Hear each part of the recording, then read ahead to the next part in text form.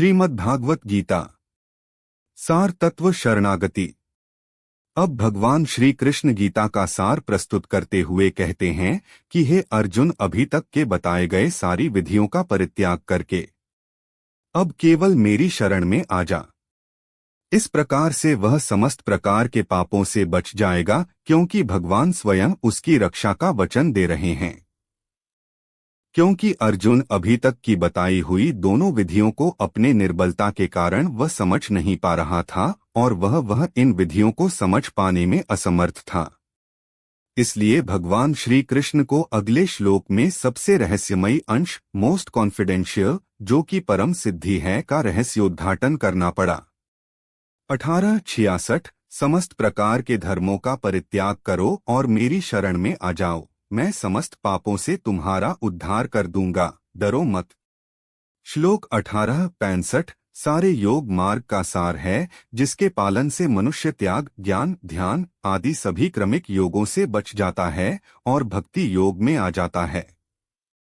श्लोक 1866 सीधा परमेश्वर का मार्ग, लक्ष्य या धाम है, क्योंकि श्री कृष्ण की शरणागति सर्वोच्च सिद्धि है। इसी को सबसे गुह्यतम, मोस्ट कॉन्फिडेंशियल ज्ञान कहा जाता है। शरणागति में जाने के लिए किसी भी योग को समझने या करने की आवश्यकता नहीं है। ऐसा कहा जाता है कि पूर्ण कृष्ण भावना भावित होकर भक्ति में कृष्ण की शरणागति। इसके लिए किसी प्रकार के ज्ञान और योग को जानने की आवश्यकता नहीं है।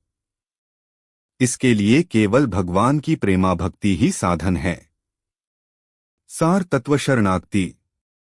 श्रीमद्भागवत गीता में बताए गए सभी प्रकार के योगों का अंतिम लक्ष्य भक्ति योग तक पहुंचना होता है, जो कि पूर्ण कृष्ण चिंतन अथवा पूर्ण कृष्ण भावनामृत है। जहां तक पहुंचने के दो मार्ग है।